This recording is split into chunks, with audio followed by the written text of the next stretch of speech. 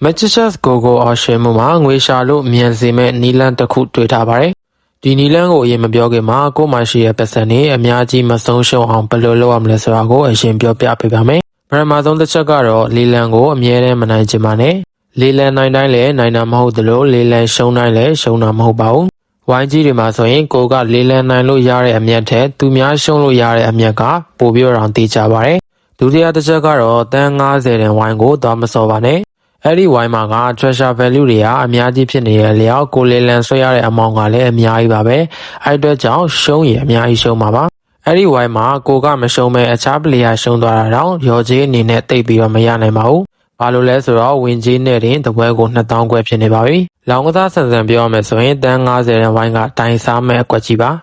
နောက်ဆုံးတစ်ချက်ကတော့ဘလောက်ပဲရှုံးမှန်ပေါင်ထဲမှာထည့်ထားတဲ့ figure တွေကိုမယောင်းပစ်လိုက်ပါနဲ့ဒီ figure တွေကနေပြီးတော့တရက်ကိုပတ်စံနေရပါတယ်အဲအတွက်ကြောင့်ကိုယ်မှာပတ်စံမရှိဘူးဆိုရင်တော့ပတ်စံရတဲ့အထိစောင်းလိုက်ပါဆိုတော့ကျွန်တော်ရှေ့မှာပြောထားတဲ့နီလန်ကိုပြောပြပါမယ်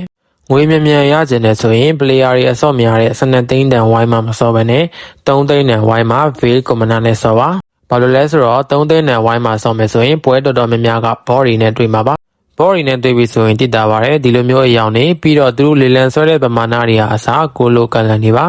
အဲ့လိုမျိုးဘောနဲ့တွေ့ပြီဆိုရင် treasure value ကိုအချမ်းမြင့်ကောင်းကောင်းသိနိုင်တဲ့ veil commander နဲ့အတင်တော်ဆုံးပါ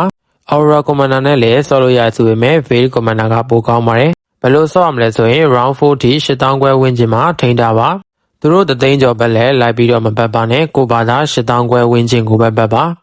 round 4ရောက်ပြီဆိုရင် treasure value ကကောင်းလားဆိုတာကိုအချမ်းမြင့်သိရပါပြီအဲဒီခါမှာကိုကကြည့်ချက်ပြီးတော့လေလံဆွဲလိုက်ရုံပါပဲ